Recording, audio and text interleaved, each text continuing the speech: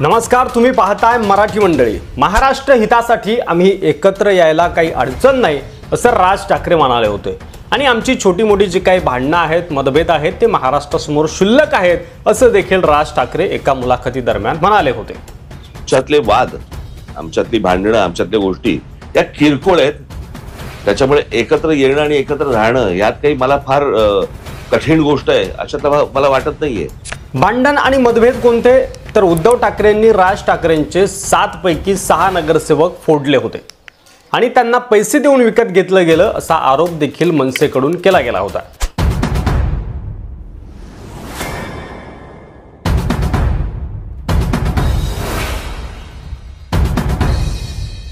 मुंबई महापालिकेत मनसेचे 7 नगरसेवक निवडून आले होते। अर्चना भालेराव वार्ड क्रमांक 126 मधून, परमेश्वर कदम वार्ड क्रमांक 133 मधून, अश्विनी मतेकर वार्ड क्रमांक 156 मधून, दिलीप लांडे जे की आता आमदार झालेत, शिवसेना शिंदे गटात आहेत, वार्ड क्रमांक 163 मधून, संजय तुर्डे वार्ड क्रमांक 166 मधून आणि हर्षल मोरे वार्ड क्रमांक 189 मधून, तर दत्ताराम नरवणकर वार्ड क्रमांक 197 मधून असे मनसेचे मुंबई महापालिकेमध्ये एकूण 7 नगरसेवक निवडून गेले होते। वार्ड क्रमांक 166 चे संजय तुर्डे सोडता 6ही नगरसेवक हे नंतर शिवसेनेसोबत गेले होते किंवा शिवसेनेनं फोडले होते असं म्हणा, म्हणजे उद्धव ठाकरेंनी राज ठाकरेंचे 6 नगरसेवक फोडले होते। हे उद्धव वगैरे जे आहेत ना, यांच्या या नीच राजकारणाचाच मला कंटाळा आला होता आणि म्हणून मी बाहेर पडलो आणि महाराष्ट्रातली जनता हे विसरणार नाही आणि मी तर नक्कीच नाही विसरणार। आता ते सगळं जुनं विसरून पुन्हा दोघं भाऊ एकत्र येणार अशी जोरदार चर्चा सुरू आहे। राज ठाकरेंनी या गोष्टीची सुरुवात केली, पहिली टाळी राज ठाकरेंनी दिली आणि आता खुद्द उद्धव ठाकरेंनी त्याला दुजोरा दिलाय। जे तुमच्या मनात आहे तेच होईल, तुम्हाला थेट बातमीच देतो असं उद्धव ठाकरे एका प्रेसमध्ये काल म्हणाले की राज ठाकरे उद्धव ठाकरे कधी एकत्र येणार, जे महाराष्ट्राच्या जनतेच्या मनात आहे ते होईल।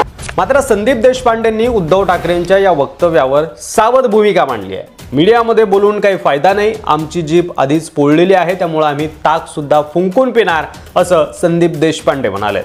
बघा, आमची जीभ पोळलेली आहे, तुमची नाही पोळली। आमची जीभ पोळली आहे ना, 14ला पण आमची पोळली आहे, 17ला पण आमची पोळली आहे, त्यामुळे आम्ही ताक पण फुंकून पिणार।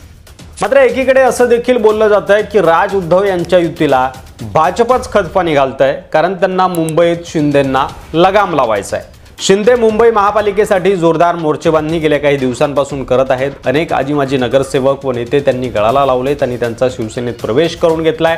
त्यामुळे शिंदे मुंबईत दोईजड झाले तर नेमकं नाक शिंदेंच्या हाती जाईल आणि त्यामुळे ठाकरे बंधूंच्या युतीला हवा द्यायची, परिणामी त्यात सर्वाधिक नुकसान एकनाथ शिंदे यांच्या शिवसेनेचंच होणार आणि भाजपची एक हाती मुंबई महापालिकेवर सत्ता स्थापन होण्यास मदत होईल, जे की भाजपची महत्त्वाकांक्षा आहे।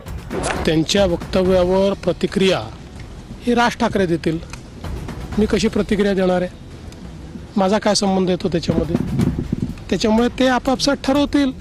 यांनी साथ द्यायचे, त्यांनी प्रतिसाद द्यायचा आहे की त्यांनी द्यायचा नाही। आमची महायुती मजबूतीने लढणार आणि महायुती मजबूतीने जिंकणार। राज ठाकरेंनी आज महत्त्वपूर्ण बैठक देखील बोलावलेली आहे आणि या बैठकीमध्ये शिवसेना सोबत युतीवर चर्चा होणार असं देखील कळतंय।